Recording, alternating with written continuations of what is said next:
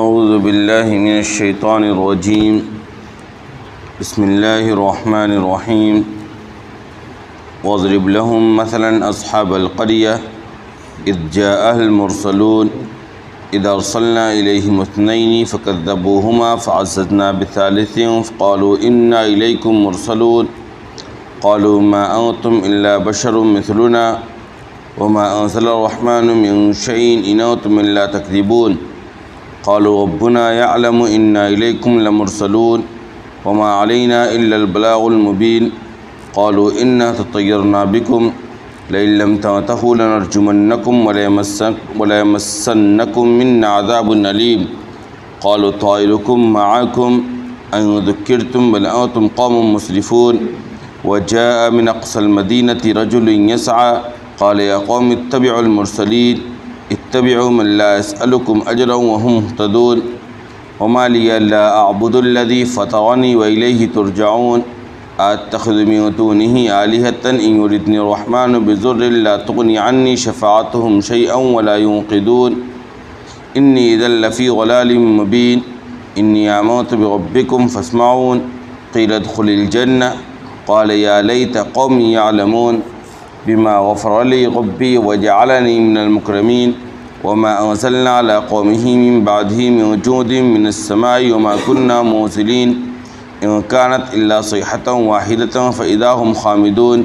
يا حسرة على العباد ما يأتيهم من رسول إلا كانوا به يستهزئون ألم يروا كما أهلكنا قبلهم من القرون أنهم إليهم لا يرجعون وإن كل لما جميع لدينا محضرون۔ اے پیغمبر، آپ ان کے سامنے بستی والوں کی مثال پیش کیجئے جب ان کے پاس رسول آئیں۔ جب ہم نے ان کے پاس شروع میں 2 رسولوں کو بھیجا تو ان لوگوں نے ان دونوں کو جھٹلا دیا، پھر ہم نے تیسرے کے ذریعے ان کی تائید کی تو انہوں نے کہا کہ یقیناً بے شک ہم تمہارے طرف رسول بنا کر بھیجے گئے ہیں۔ تو وہ لوگ کہنے لگے کہ تمہاری حقیقت اس کے سوا کچھ نہیں کہ تم ہمارے جیسے ایک انسان ہو اور خدا رحمان نے کوئی چیز نازل نہیں کی، تم سراسر جھوٹ بولتے ہو۔ انہوں نے کہا ہمارا پروردگار جانتا ہے کہ ہم تمہارے طرف رسول بنا کر بھیجے گئے ہیں اور ہماری ذمہ داری صرف یہ ہے کہ ہم صاف صاف پیغام پہنچا دیں۔ وہ کہنے لگے ہمیں تو تم منحوس معلوم ہوتے ہو، اگر تم باز نہیں آئے تو ہم تمہارے اوپر پتھروں کی بارش برسائیں گے اور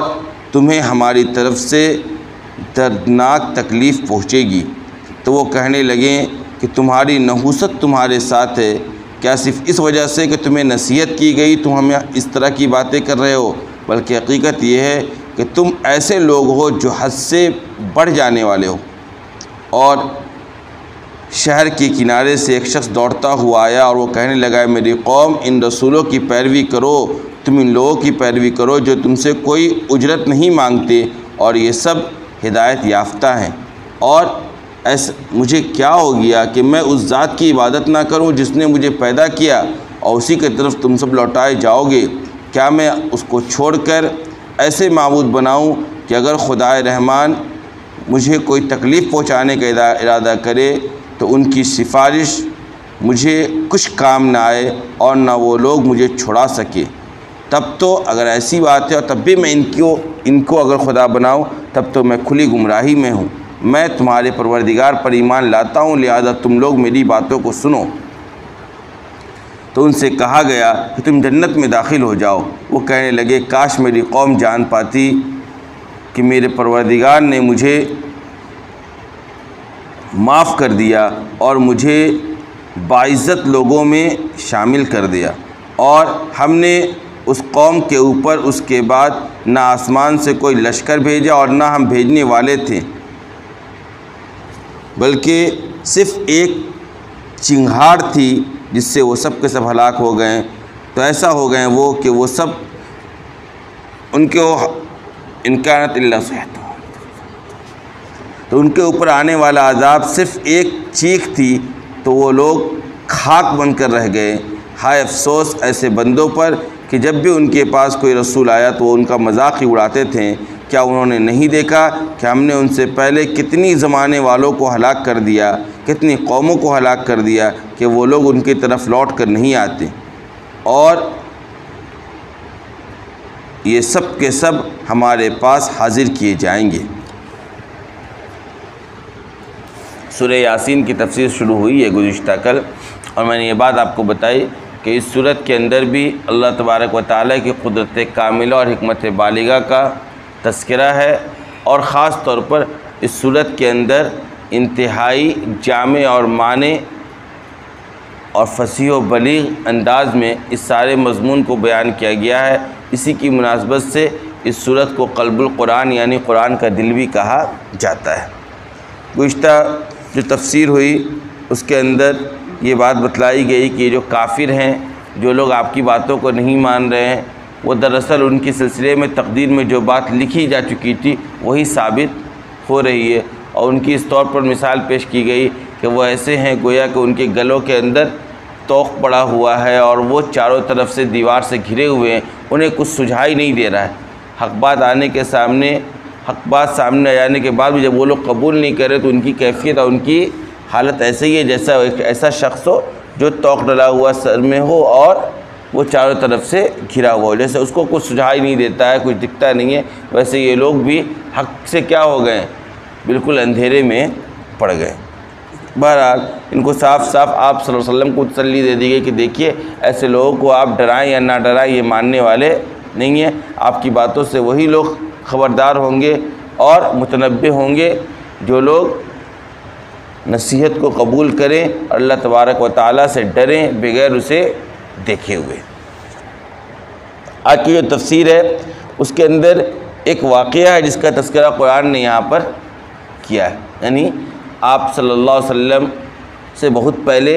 ایک بستی والوں کا پورا ایک واقعہ ہوا، ان بستی والوں کے واقعے کو پیش کر کے بھی انہیں کیا دی جا رہی ہے، عبرت دی جا رہی کہ دیکھو اگر تم بھی ایسا کرو گے تو تمہارا بھی حشر ایسا ہی بنے گا۔ پوری بستی والے کا واقعہ بھی آپ کے سامنے ترجمہ کے شکل میں آیا۔ اس بستی والے کے سلسلے میں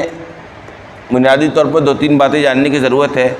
سب سے پہلی بات یہ قرآن نے کہا وَضْرِبْ لَهُم مَثَلًا أَصْحَابَ الْقَرْيَةِ إِذْ جَاءَهَا الْمُرْسَلُونَ، کہ آپ ان کے سامنے بستی والوں کی مثال پیش کیجیے جب ان کے پاس رسول آئے، جب ان کے پاس ہمارے رسول بھیجے گئے۔ اور کہا قرآن نے کہ ہم نے ان کے پاس پہلے 2 رسول کو بھیجا، پھر انہوں نے دونوں کو جھٹلایا تو ایک اور تیسرے رسول کو ہم نے ان کی تائید کے لیے بھیجا، پھر ان سب نے مل کر ان کے سامنے ہمارا پیغام پہنچایا، لیکن وہ لوگ مان کر دیے نہیں۔ سب سے پہلی بات یہ ہے کہ یہ بستی والے کون تھے، یہ بستی والے کون تھے۔ دوسری بات یہاں جو 2 اور 2 کے بعد ایک 3 رسولوں کا تذکرہ ہو رہا ہے، تو کیا یہ لوگ رسول کے وہ اصطلاحی معنی میں رسول تھے، یا یہ کہ رسول ایسے شخص کو بھی کہا جاتا ہے جو کسی دوسرے کا پیغام لے کر کسی کے پاس جائے، یعنی یہ کسی رسول کے سفیر تھے، یا یہ کہ یہ سب تینوں کے تینوں حقیقی معنوں میں رسول تھے۔ 2 طرح کی بحث اس واقعے کو لے کر مفسرین کرام نے کی ہے۔ سب سے پہلی بات یہ ہے کہ وہ بستی والے کون تھے، تو حقیقت یہ ہے کہ ان بستی والوں کی تعین قرآن نے کی نہیں۔ ان بستی والوں کی تعین یعنی قرآن نے یہ نہیں کہا کہ فلاں، جیسے قرآن نے کئی جگہ کہا نا کہ مدین والوں کا تذکرہ کریے یا فلاں والوں کا تذکرہ کیجیے، تو اب تک قرآن نے تعین کر دی کہ یہ واقعہ کس بستی والوں کے سلسلے میں پیش کی جا رہی ہے، لیکن یہاں پر قرآن نے صرف کہا بستی والوں کی مثال ان کے سامنے آپ کیا کر دیجئے، پیش کر دیجئے۔ وہ بستی والے کون ہیں اس کی تعین نہیں کی گئی۔ اس کی وجہ بھی یہ ہے کہ حقیقت یہ ہے کہ جو قرآن جو پیغام دینا چاہتا ہے اس پورے واقعے کے ذریعے، اس پیغام کے پہنچنے یا پیغام کے سمجھنے یا پیغام کے جاننے میں بستی والوں کی تعین ضروری نہیں ہے، یعنی ایسا نہیں کہ جب تک بستی والے کی تعین نہ ہو تب تک جو اس واقعے کا پیغام ہے جو لوگوں تک پہنچانا ہے وہ نہ پہنچے۔ یعنی پہلے یہ بات آپ کے سامنے قیمت آ چکی ہے، قرآن کریم قصے اور کہانی کی کتاب نہیں ہے، بلکہ قرآن کسی بھی قصے اور کہانی کو اس پس منظر میں پیش کرتا ہے کہ اس سے لوگ کیا کریں، عبرت حاصل کریں، سبق حاصل کریں۔ تو اصل مقصد ہے سبق حاصل کروانا۔ اب اصل مقصد وہ ہے، اس وجہ سے قرآن باضابطہ تعینی طور پر ہر جزیے کو بیان نہیں کرتا ہے، یا بالکل ایک ترتیب سے کسی واقعے کو بیان نہیں کرتا، یا ہر چیز کو فوکس نہیں کرتا کہ بھائی یہ بھی تعین ہو جائے کہ کہاں کے بارے میں بات ہو رہی ہے، کن لوگوں کے بارے میں بات ہو رہی ہے۔ یہ سب بیان کرنا قرآن ضروری نہیں سمجھتا، جو قرآن کا مقصد کوئی واقعہ اور قصہ ہی بیان کرنا صرف اور صرف محض قصہ گوئی قرآن کا مقصد نہیں ہے، بلکہ قرآن یہ چاہتا ہے کہ اس کے ذریعے جو عبرت ہے، جو سبق حاصل ہو رہا ہے، وہ لوگ کیا کریں، حاصل کریں۔ لہذا اس وجہ سے حقیقت یہ کہ اکثر مفسرین کرام کی رائے اس طرف گئی ہے کہ یہ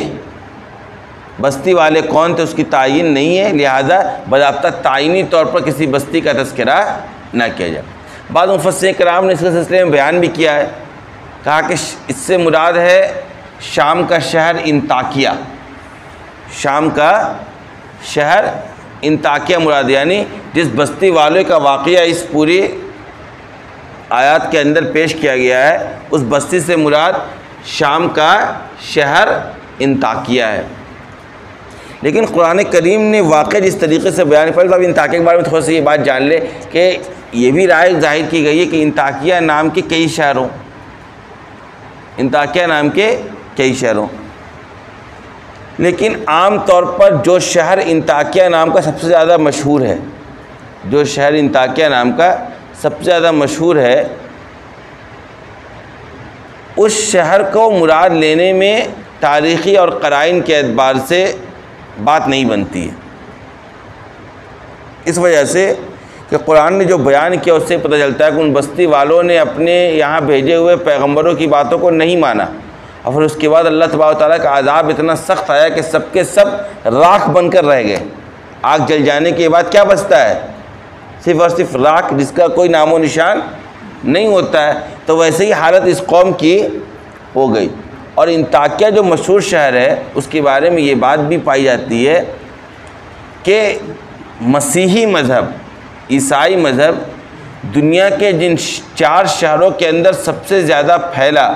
اور جن 4 شہروں کے اندر سب سے زیادہ لوگ اس کے متبعین تھے، یعنی اس کے ماننے والے تھے، اس کے پیروکار تھے، اس پر عقیدہ رکھنے والے تھے، ان 4 شہروں میں انطاکیہ کا بھی شہر ہے، ان 4 شہروں میں انطاکیہ کا بھی شہر ہے۔ اور یہاں جو واقعہ اس سے پتہ چلتا ہے کہ اس بستی والوں نے تو ایمان لایا ہی نہیں، حالانکہ انطاکیہ شہر کے بارے میں یہ مشہور ہے تاریخی اعتبار سے کہ سب سے زیادہ مسیحیین یا عیسیٰ علیہ السلام پر ایمان لانے والے لوگوں میں سے جن شہروں کا تذکرہ ہوتا ہے، ان 4 شہروں میں سے ایک شہر کون سا ہے؟ انطاکیہ۔ اسی طریقے سے تاریخی اعتبار سے یہ بات بھی ثابت نہیں ہو پاتی ہے کہ انطاکیہ شہر کے ساتھ کبھی کوئی ایسا واقعہ ہوا ہو کہ پوری کی پوری بستی ہلاک و برباد کر دی گئی ہو اور اس کا کوئی نام و نشان لینے والا نہ ہو، جیسا قرآن نے یہاں پر بیان کیا ہے۔ اس وجہ سے عام طور پر لوگ کی رائے یہ ہے کہ کون سی بستی تھی، اللہ عالم بالصواب، اللہ ہی بہتر جانتا ہے۔ دوسری بات اس واقعے کو لے کر کیا کی گئی، باقی سارا واقعہ آپ کے سامنے آ جائے گا، پھر دوبارہ بھی سمجھ میں آ جائے گی بات آپ کو۔ دوسرا یہ ہے کہ قرآن نے اس واقعے کے بارے میں بتلایا کہ دیکھو اس بستی میں ہم نے پہلے 2 رسولوں کو بھیجا، قوم نے کیا کیا، ان دونوں کو جھٹلا دیا،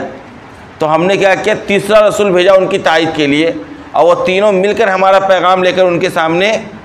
گئے اور جا کر انہیں حق کی دعوت دی، آخرت کے سلسلے میں انہیں ساری باتیں بتلائی۔ اب اس قوم نے کیا کیا کہ ان تینوں کو جھٹلا دیا، یعنی تینوں میں سے کسی کو بھی قوم نے مان کر نہیں دیا، اور ان کو باضابطہ دھمکی دے دی کہ تم اگر اس کام سے باز نہیں آؤ گے تو ہم تم پر پتھروں کی بارش برسائیں گے، یعنی تم پر سنگریز کریں گے، تمہارے اوپر پتھر چلائیں گے، اور یا تو تمہیں اس بستی سے ہم کیا کر دیں گے، نکال دیں گے، اور تمہیں ہماری طرف سے دردناک سزا ملے گی۔ بلکہ قوم نے انہیں یہ بھی کہہ دیا کہ ہم تمہیں منحوس سمجھتے ہیں، تمہاری نحوست تو یہ سارا کام ہو رہا ہے، اس طرح کی باتیں ہوئی۔ اس موقع پر ہوا یہ،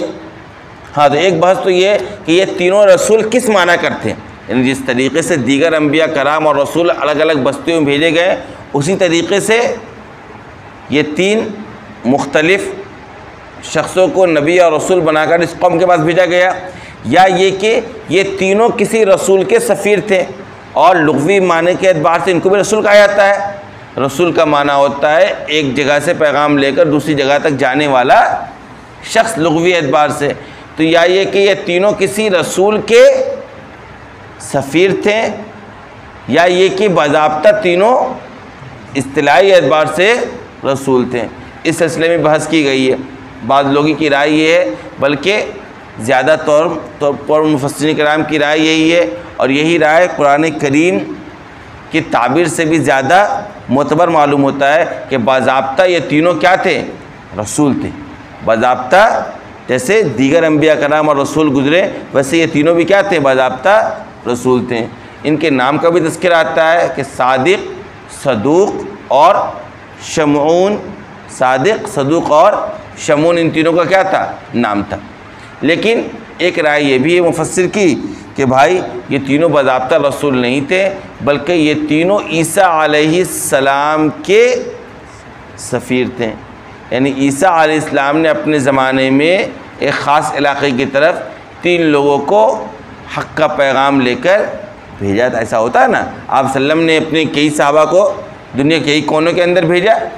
حضرت معاذ بن جبل رضی اللہ تعالیٰ عنہ کو آپ نے یمن بھیجا، اس طریقے سے آپ نے دیگر صحابہ کرام کی ذمہ داری لگا کر آپ نے دعوت کا پیغام لے کر ان کو مختلف علاقوں کے اندر روانہ کیا۔ اسی طریقے سے عیسیٰ علیہ السلام نے اپنے 3 لوگوں کو اس بستی کی طرف بھیجا تھا۔ یہ بھی ایک رائے ہے۔ آگے اسی واقعے کے اندر آ رہا کہ جب یہ ساری باتیں ہو رہی تھی اور قوم اور انبیاء کرام کے درمیان بحث و مباحثہ ہو رہا تھا، قوم ان کو جھٹلا رہی تھی، تو ایک شخص شہر کے کنارے سے دوڑتے ہوئے آیا اور وہ کہنے لگا اپنی قوم کو کہ ان کو رسول مانو، یہ کیا ہے؟ اللہ کے بھیجے ہوئے رسول ہیں، ان کو جھٹلاؤ نہیں۔ اب وہ شخص کون تھے؟ ان کا بھی کیا واقعہ رہا؟ تو ان کے بارے میں جو مشہور ہے وہ یہ ہے کہ ان کا نام تھا حبیب نجار۔ کیا نام تھا؟ یعنی جس شخص کے بارے میں قرآن نے یہاں کہا کہ وہ شخص شہر کے کنارے سے دوڑتے ہوئے آیا اور آ کر اپنی قوم کو کہا کہ ان رسولوں کی تم پیروی کرو، اس شخص کا نام تھا حبیب نجار۔ یہ بڑھائی کا کام کیا کرتے تھے اور شہر کے ایک علاقے میں رہا کرتے تھے، اور جب یہ رسول آئے تو شروع میں 2 ہی، تو ان سے ان کی ملاقات ہوئی تھی اور یہ ان کی باتوں پر ایمان لے آئے تھے۔ بعد میں جب انہوں نے دیکھا کہ قوم نے کیا کیا، ان کو جھٹلایا، تو پھر یہ دوڑ کر آئے اور قوم کے سامنے انہوں نے یہ درخواست کی کہ ان کو تم رسول مانو۔ آگے سارا واقعہ آ رہا، قوم اور پھر ان کے درمیان بحث و مباحثہ ہوا اس سارے معاملے کو لے کر۔ پھر ہوا یہ کہ قوم نے آخرکار ان کو قتل کر دیا۔ حبیب نجار کو قوم نے کیا کیا؟ لاتے اور گھوسوں سے مار مار کر ان لوگوں نے قتل کر دیا۔ اس کے بعد جب ان کے ساتھ اللہ تبارک و تعالیٰ کی طرف سے کرم کا معاملہ ہوا اور انہیں جنت کا انعام دیا گیا، تو وہاں بھی انہوں نے اپنی قوم کے ساتھ خیرخواہی کی اور کہنے لگے قال یا لیت قومی یعلمون، کاش میری قوم جان جاتی کہ وہ کس غفلت میں پڑی ہوئی ہے اور میں کس انعام میں آج پہنچ چکا ہوں، وہ بھی اگر غفلت کا پردے کو چاک کر کے ایمان لے آتی تو کیا ہی بہتر ہوتا۔ ایک تو یہ واقعہ ہے۔ ایک واقعہ ان کے سلسلے میں بہت تفصیل سے مفسرین نے بیان کیا ہے، مفسرین کرام نے یہ واقعہ بیان کیا ہے کہ جس شہر میں یہ رسول جس بستی کے اندر بھیجے گئے تھے، اس کے بالکل ایک کنارے پر جہاں پر دروازہ تھا، انٹری پوائنٹ تھا، وہیں پر یہ رہا کرتے تھے، اور ان کو کوڑھی کا مرض تھا، جزام جس کو کہتے ہیں، اور کئی سالوں سے یہ مرض میں مبتلا تھے، اور یہ مسلسل اپنے پروردگار سے دعا کیا کرتے تھے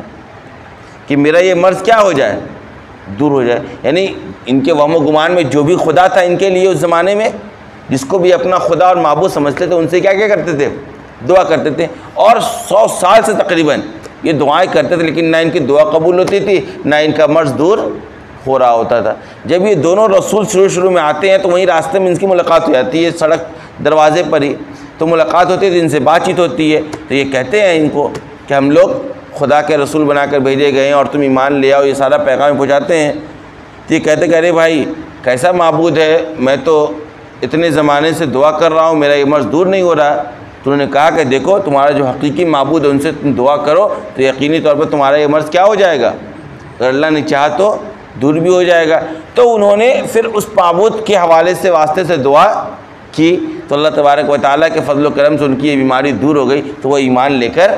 آ گئے۔ اس لیے جب یہ آگے بڑھے اور بستی میں جب ان کے ساتھ قوم ان کے خلاف کھڑی ہو گئی، ان کی بات کو نہیں ماننے لگی، تب یہ دوڑے آئیں کہ اپنی قوم کو سمجھاؤں کہ ارے بھائی دیکھو میرا خود مرض دور ہوا ہے اسی حقیقی خدا سے دعا کرنے کی وجہ سے، لہٰذا تم بھی ان کو رسول مانو، یہ کوئی جھوٹے نہیں۔ یہ پورا واقعہ ان کا بیان کیا گیا ہے۔ بہرحال ان کا نام حبیب نجار تھا۔ جو رسول بھیجے گئے ان رسولوں کے بارے میں دو طرح کی رائے، ایک رائے میں نے آپ کو یہ بتلائی کہ باضابطہ یہ رسول تھے اور یہی رائے زیادہ مضبوط ہے۔ دوسری رائے یہ بھی کہ یہ تینوں حضرت عیسیٰ علیہ السلام کی طرف سے بھیجے ہوئے ان کے صحابی اور ان کے حواری تھے، جن کو انہوں نے اس کام کے لیے ایک بستی کے اندر بھیجا تھا۔ اور تیسری بات، انطاکیہ شہر کی تعین صحیح نہیں ہے، بلکہ کون بستی تھی اللہ ہی بہتر جانتا ہے، اور اس بستی کی تعین پر یہ ساری تفسیر موقوف بھی نہیں۔ یعنی قرآن کریم کا ایک مزاج ہے نا کہ غیر اس طرح کی چیزوں کو مبہم رکھ کر باضابطہ کہا گیا ہے۔ ایک جملہ ہے کہ ابہموا ما ابہمہم اللہ، کہ اللہ نے جن چیزوں کو مبہم رکھا ہے نا قرآن کے اندر، اس کو مبہم ہی رکھو، اس کی تعین کے پیچھے مت پڑھو۔ یعنی اللہ نے نہیں بتایا کہ کون وہ شخص ہے جو دوڑتے ہوئے آیا، تو اب پیچھے مت پڑھو کون شخص ہے، کہاں کا تھا، کیا ہوا۔ یعنی قرآن کا مقصد، میں نے کہا نا قرآن کا مقصد قصہ بیان کرنا نہیں کہ سب کی تعین ہو، لہٰذا اللہ نے جن چیزوں کو چھوڑ دیا نہیں بتلایا تم کو اس کے پیچھے پڑھنا بھی نہیں۔ اس سے مزاج بنانا چاہتا ہے قرآن کہ دیکھو غیر ضروری چیزوں کے پیچھے تمہیں نہیں پڑھنا چاہیے، تمہارا مقصد حاصل ہونا چاہیے۔ بہت سے لوگ ہوتے ہیں نا فالتو سوال کر رہے ہوتے ہیں، مسئلہ کچھ ہے اس میں چھل رہے ہوتے ہیں، یہ کیسے ہوا، یہ کیسے ہوا، وہ کہاں گیا، وہ کہاں۔ بھائی اتنی چیزوں کا سوال کرنے کی ضرورت نہیں ہے، آپ کو جتنا مطلب ہے اتنا جانیے۔ بہت زیادہ معاملات کو چھل کر کچھ حاصل ہونے والا نہیں ہے۔ غیر ضروری سوالات نہیں کرنا چاہیے، غیر ضروری مسائل میں نہیں الجھنا چاہیے، غیر ضروری مسائل میں نہیں۔ بہت سے لوگ ہیں دماغ خرافات ہوتا ہے ان کے دماغوں کے اندر، خرافاتی دماغ، ایسا کیوں کہا قرآن نے، ایسا واقعہ کیوں ہوا، یہ بات مجھے بتلائیے، یہ سوال ہے میرا۔ یعنی بالکل بغیر سر اور بغیر پیر کی باتیں لوگ کرتے اور سمجھتے ہیں کہ بہت عقل مندی کا کام میں کر رہا ہوں۔ ایسی چیزوں سے بھی کیا کرنا چاہیے، قرآن کے مزاج کے اعتبار سے ایسی چیزوں سے پرہیز کرنا چاہیے۔ بہرحال اب دوبارہ آپ ترجمہ سنیں گے تو آپ کو سارا واقعہ سمجھ میں آ جائے گا۔ دیکھو اے پیغمبر آپ ان کے سامنے بستی والوں کی مثال پیش کیجیے۔ کیا ہوا، اذ جاء المرسلون، بستی والوں کے پاس رسول آئے۔ قرآن نے کہا اذ ارسلنا الیہم اثنین فکذبوہما، ہم نے پہلے پہل کیا کیا، ان کے سامنے دو رسولوں کو بھیجا، ان لوگوں نے جھٹلا دیا۔ فعززنا بثالث، تو ہم نے کیا کیا، تیسرے کو بھیج کر ان کی تائید کی، ان کی جماعت کے اندر تقویت پہنچائی۔ فقالوا انا الیکم مرسلون، ان سب نے کہا کہ دیکھو ہم سب تمہاری طرف رسول بنا کر بھیجے گئے۔ قالوا ما انتم الا بشر مثلنا، قوم نے کہا ارے بھائی تمہاری حقیقت تو یہ تم ہمارے جیسے ایک انسان ہو۔ یعنی قوم یہ سمجھتی ہے کہ رسول کوئی دوسری مخلوق ہونی چاہیے تھی۔ یہی سب سے بڑا اعتراض ہے، یہی سب سے بڑا اعتراض ہے۔ اور اس سے بات سمجھ میں آتی ہے کہ انبیاء کرام رسولوں میں سے ہی بنائے گئے ہیں۔ انبیاء کرام ہمارے جیسے کیا تھے، انسانی تھے، لیکن اللہ نے ان کے اوپر اپنا خاص فضل کیا کہ ان کو اس کام کے لیے منتخب فرما لیا۔ تو کہنے لگے کہ تمہاری حقیقت کے سوا کچھ نہیں، کہ تم تمہارے جیسے ایک انسان ہو، تم یہ دعویٰ کر رہے ہو کہ تم رسول اور نبی ہو۔ وما انزل الرحمن من شیء، کہنے لگے پیغام کیا پہنچاتا ہے ایک نبی، کہ ہمارے اوپر اللہ تعالیٰ نے یہ وحی نازل کی، رحمان نے یہ سارا کام انجام دیا۔ وہ کہنے لگے خدا رحمان نے کوئی چیز نازل نہیں کی، سرے سے انکار کر دیا۔ ان انتم الا تکذبون، تم سراسر جھوٹ بول رہے ہو، تم کیا ہو، جھوٹے ہو۔ قوم نے ان تینوں کو یہ بات کہہ دی۔ قالوا ربنا یعلم انا الیکم لمرسلون، وہ کہنے لگے ارے بھائی ہمارا پروردگار اچھی طرح جانتا ہے کہ ہم کیا ہیں، رسول ہیں، ہم تمہاری طرف پیغمبر بنا کر بھیجے گئے ہیں۔ اور سن لو وما علینا الا البلاغ المبین، کہ ہماری ذمہ داری صرف یہ ہے کہ ہم صاف صاف پیغام پہنچا دیں، اس سے زیادہ ہمیں تم سے بحث کرنے کی ضرورت نہیں۔ یہ داعی کے لیے بہت بنیادی چیز ہے، زبردستی حجت قائم کر کے اپنی بات منوانے کی ضرورت نہیں ہے۔ کسی کو بھی آپ حق کی دعوت دیں، صحیح بات بتلائیں، شروع میں کوئی دلیل مانگے دلیل دے دیں، اس سے زیادہ بحث و مباحثہ کر کے اس کو زبردستی ثابت کروانے کی ضرورت نہیں ہے۔ بلکہ کہہ دو بھائی دیکھو آپ مانو یا نہ مانو، ہماری ذمہ داری یہ تھی کہ ہم آپ کے پاس صحیح بات لے کر پہنچ جائیں، ہم نے یہ کام کر دی، اب تمہارا مرضی ہے، تم مانو یا نہ مانو، تم جانو تمہارا رب جانے۔ کیا کہا انہوں نے، وما علینا الا البلاغ المبین۔ یہ آپ سنتے ہیں نا جب کوئی مقرر تقریر کرتا تو آخری میں یہ جملہ کہہ رہا ہوتا، کیا کہتا ہے، وما علینا الا بلاغ المبین، مطلب یہ ہے کہ ہم نے جو 1-1.5 گھنٹے کی تقریر کی، ہماری ذمہ داری تھی کہ ہم آپ کو پہنچا دیں، اب آپ مانیں یا نہ مانیں، عمل کریں یا نہ کریں، آپ جانیں آپ کا عمل جانیں۔ قالوا انا طیرنا بکم، قوم کہنے لگی ہم تمہیں منحوس سمجھتے ہیں، یہ تمہاری نحوست ہے جو اس طرح کے معاملات ہو رہے ہیں، سمجھ گئی؟ کہنے لگے لئن لم تنتہوا لنرجمنکم وليمسنکم منا عذاب الیم، اور سن لو اگر تم باز نہیں آؤ گے نا اس دین کے کام سے اور اس دعوت کے کام سے تو ہم تمہارے اوپر پتھر برسائیں گے اور تمہیں ہماری طرف سے دردناک سزا۔ ہمیشہ شروع سے ایسا رہا ہے کہ حق کا پیغام لے کر جب بھی کوئی آیا ہے لوگوں کے پاس تو لوگ شروع میں کیا ہوئے، ان کے دشمن ہی بنے ہیں، ان کو دھمکیاں ہی دی ہے، ان کے خلاف کھڑے ہی ہوئے۔ اس سے داعیوں کو گھبرانا نہیں چاہیے، تو انبیاء کی سنت ہے، مخالفت ہونا انبیاء کے ساتھ مخالفت ہوئی ہے، لوگوں کا دشمن بن جانا یہ انبیاء کے ساتھ ہوا ہے، لوگوں کا آپ کے خلاف باتیں کرنا، آپ کے دین کا مذاق اور ٹھٹھا اڑانا، آپ کو جھوٹا کہنا، آپ کے اوپر طرح طرح کی تہمت لگانا، آپ کو پاگل مجنون اور دیوانہ کہنا، یہ انبیاء کے ساتھ بھی ہو چکا ہے۔ اس سے داعیوں کو دل برداشتہ نہیں ہونا چاہیے، دل برگشتہ نہیں ہونا چاہیے، دل کے اندر کسی قسم کی تنگی کا احساس نہیں ہونا چاہیے کہ دیکھو میں تو ان کے سامنے صحیح بات پیش کروں، یہ ہمارے کیا ہو رہے ہیں، دشمن ہو رہے ہیں۔ انہوں نے جواب دیا قالوا طائرکم معکم، کہنے لگے دیکھو بھائی حقیقت یہ ہے کہ تمہاری نحوست تمہارے ساتھ لگی ہے، یعنی تمہارا جو یہ کفر و شرک ہے نا اس کی نحوست ہے جو اس طرح کا معاملہ ہو رہا ہے۔ اور سن لو این ذکرتم، کیا صرف اس وجہ سے تم ہمیں منحوس کہہ رہے ہو، ہمیں جھوٹا کہہ رہے ہو، ہمارے دشمن بن رہے ہو، کیونکہ تمہیں نصیحت کی جا رہی ہے، تمہارے پاس صحیح بات پہنچائی جا رہی ہے۔ سن لو بل انتم قوم مسرفون، بلکہ حقیقت یہ ہے کہ تم ایسے لوگ ہو جو حد سے آگے بڑھ جانے والے ہو، تم نافرمان قوم ہو اور یہ تمہاری نافرمانی کا نتیجہ ہے کہ تم ہمیں ہی منحوس بتلا رہے ہو۔ لہٰذا جب یہ باتیں ہو رہی تھی وجاء من اقصى المدینة رجل یسعى، ایک شخص شہر کے کنارے سے دوڑتا ہوا آیا، یہی شخص کے بارے میں نے کیا بتایا آپ کو، ان کا نام کیا تھا، حبیب نجار۔ وہ کہنے لگے یا قوم اتبعوا المرسلین، اے میری قوم ان رسولوں کی باتوں کو مانو، اتبعوا من لا يسألكم اجرا، ارے ایسے لوگوں کے پیچھے چلو، ان کی باتوں کو مانو جو تم سے کوئی اجرت نہیں مانگتے ہیں، یہ آئے اپنا پیٹ چلانے کے لیے تمہارے پاس نہیں آئے ہیں، تم سے کوئی مال حاصل کرنے نہیں آئے ہیں، اپنے کام پر تم سے کوئی اجرت طلب نہیں کر رہے ہیں، وہ مہتدون، یہ سب کے سب ہدایت یافتہ ہیں، یہ صحیح راستے پر ہیں اور یہ چاہتے ہیں کہ تم بھی کیا ہو جاؤ، صحیح راستے پر گامزن ہو جاؤ۔ اور ان کو کہا اپنی قوم کو، وہ سمجھانے لگے وَمَا لِيَ أَلَّا أَعْبُدُ الَّذِي فَطَرَنِي وَإِلَيْهِ تُرْجَعُونَ، کہ میں ایسے ذات کی عبادت کیوں نہ کروں، اس کو خدا کیوں نہ مانوں جس نے مجھے پیدا کیا ہے اور اسی کی طرف ہم سب کو لوٹایا۔ یعنی حقیقت تو یہ ہے، انصاف تو یہ ہے کہ جو میرا خالق ہے اس کی میں عبادت کروں۔ اور سن لو اتخذ من دونہ آلہۃ ان یردنی الرحمن بضر لا تغنی عنی شفاعتہم شیئا ولا ینقذون، کہہ رہے بھائی کیا میں اس خدا کو چھوڑ کر ایسے معبود بناؤں کہ اگر وہ خدائے رحمان جو حقیقی خدا ہے وہ مجھے کوئی تکلیف پہنچانے کا ارادہ کر لے تو ان میں سے کسی کی سفارش کوئی کام نہیں آئے گی اور نہ یہ مجھے چھڑا سکیں گے۔ اب بتاؤ یہ بیوقوفی ہے نا کہ میں حقیقی خدا کو چھوڑ کر ایسے لوگوں کو معبود بنا لوں کہ اگر کوئی میرے اوپر تکلیف پہنچے، وہ خدا میرے ساتھ کسی برائی کا ارادہ کر لے تو ان میں سے کوئی میرا ساتھ نہ دے، کوئی مجھ سے وہ برائی دور نہ کر سکے، کوئی مجھے بچا نہیں پائے، تو یہ میری بیوقوفی ہوگی نا کہ میں اس کو چھوڑ کر اس کے پیچھے چلوں۔ بیوقوفی ہے کہ نہیں؟ جب مجھے پتہ ہو جائے کہ یہ میرے کام آنے والے نہیں ہے تو جو میرا کام آنے والا ہے میں اس کا ساتھ رہوں نا، یا جو کام نہیں آنے والے اس کے ساتھ چلوں۔ سمجھائے اس طریقے سے کہ انی اذا لفی ضلال مبین، اور میں ایسا کرتا ہوں تب تو میں کھلی گمراہی میں ہوں، تب تو میں کیا ہوں، کھلی، یعنی یہ کون سمجھا رہا ہے؟ حبیب نجار اپنی قوم کو سمجھا رہا ہے۔ کہنے لگے انی آمنت بربکم، میں تمہارے پروردگار پر ایمان لاتا ہوں، فاسمعون، لہذا میری باتوں کو سنو، تم میں جو بات تمہارے سامنے کر رہا ہوں ان باتوں کو سنو اور غور کرو اور سمجھنے کی کوشش کرو۔ قیل ادخلوا الجنہ، کہا گیا ان سے جنت میں داخل ہو جاؤ۔ قرآن نے پورے واقعے کو مختصر کر دیا اور ڈائریکٹ کیا کہا یہاں پہ، ان سے کہا گیا کہ تم جنت میں داخل ہو جاؤ، یعنی بیچ بھائی جنت میں تو داخلہ بغیر موت کے ہوتی نہیں ہے، اس سے پتہ چلتا ہے کہ ان کی موت ہوئی۔ اب موت کیسے، یہ پورا ایک واقعہ ہے، جب یہ آ کر قوم میں انبیاء کا ساتھ دینے لگے اور قوموں کو سمجھانے لگے، اب قوم ان کے دشمن بن گئے